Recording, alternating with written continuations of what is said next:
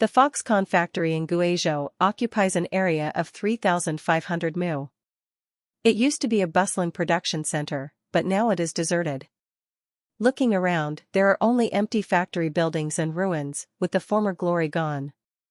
This factory once generated an annual output value of 100 billion yuan and provided employment opportunities for tens of thousands of people. As a major labor exporting province, many people in Guizhou no longer needed to leave their hometowns to find work, which greatly boosted the local economy. Various shops such as restaurants, supermarkets, clothing stores, and barber shops quickly emerged around the factory. During its peak, the transfer fees for these shops were reportedly over 100,000 yuan. Even the local real estate market was driven by this boom. However, with the withdrawal of Foxconn, all this has come to an end, leading to a decline in various industries. When Foxconn left, it took countless jobs with it. In the first quarter, Hunan's foreign trade exports fell by 23.4%, with 1,024 million fewer mobile phones exported, and the export value decreased by 43.9 billion yuan.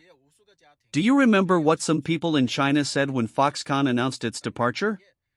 They said, "Let them go, the earth will still turn without Foxconn." Indeed, the earth keeps turning, but the Foxconn industrial chain in Zhengzhou has collapsed.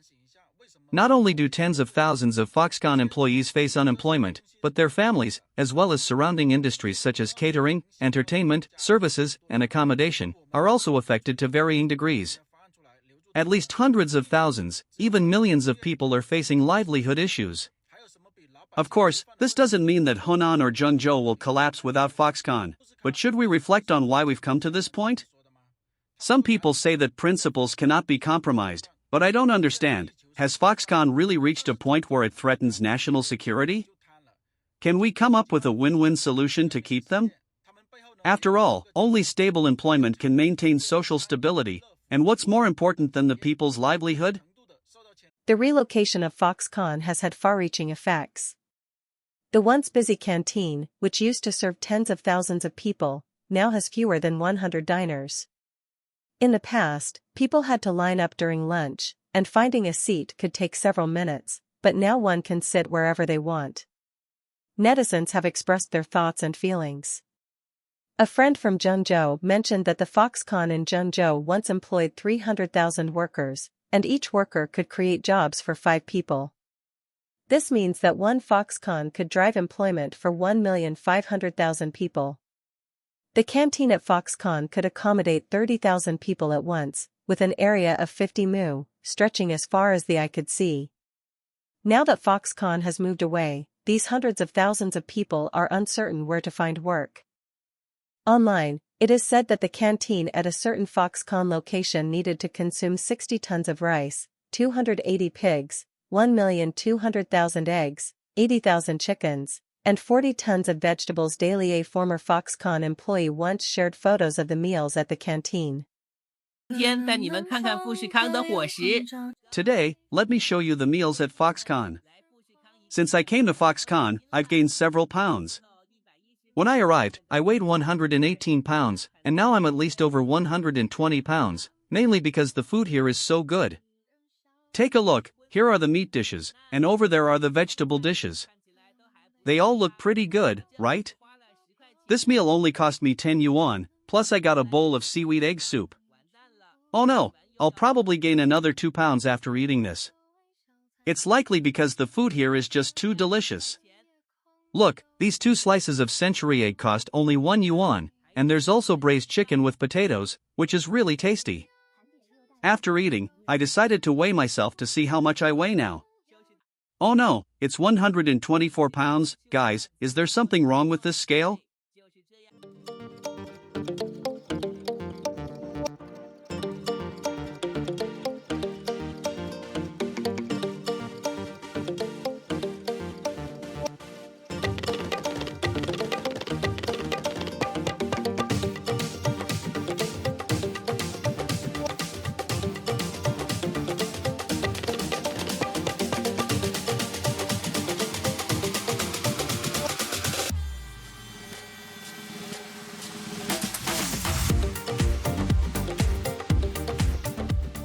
A blogger mentioned that Foxconn is accelerating its withdrawal from Zhengzhou.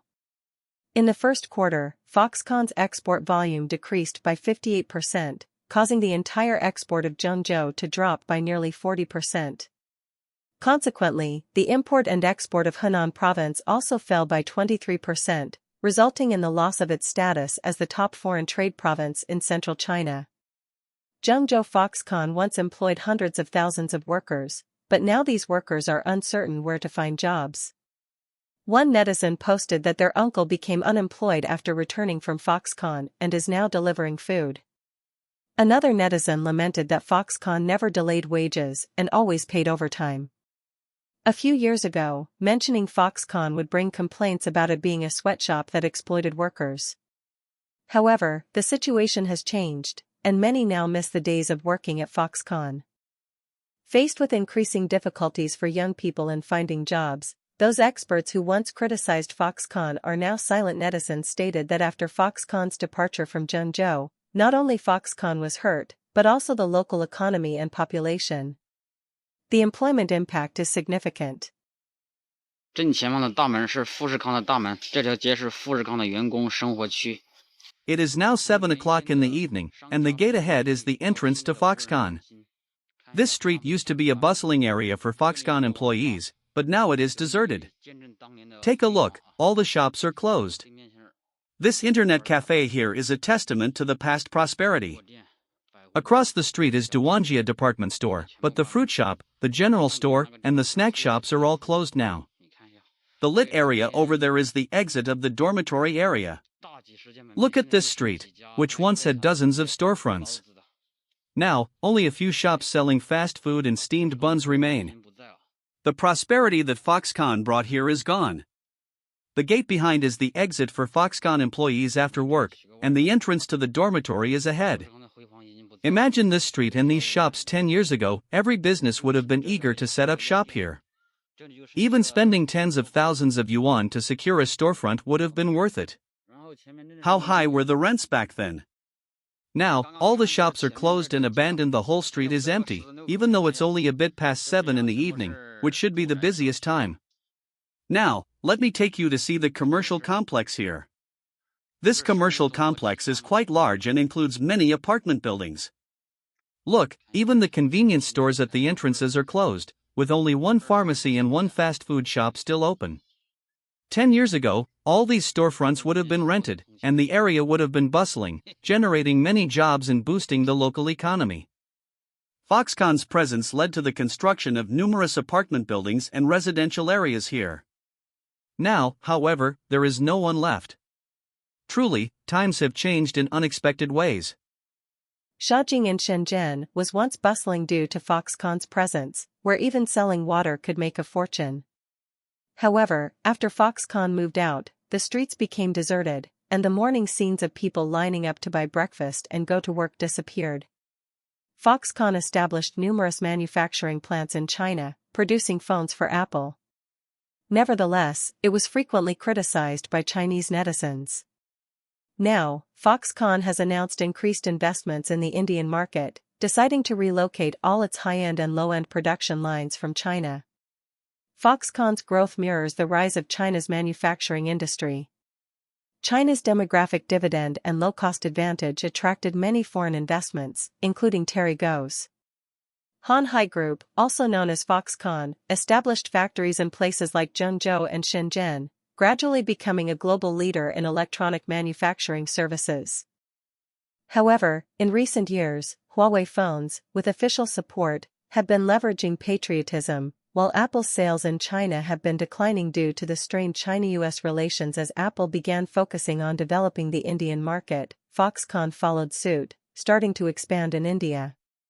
It is reported that Foxconn's investment in India has exceeded $258 billion, with over 40,000 employees.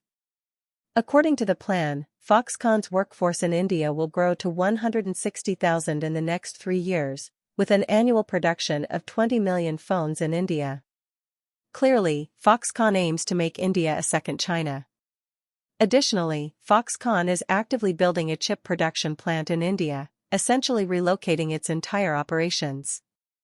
Apart from India, Foxconn will also invest 9.5 trillion Vietnamese dong to build a new factory in Vietnam and relocate some of its equipment there to secure Apple orders and reduce costs. Vietnam has already become Apple's second largest manufacturing base, where Foxconn employs 60,000 people.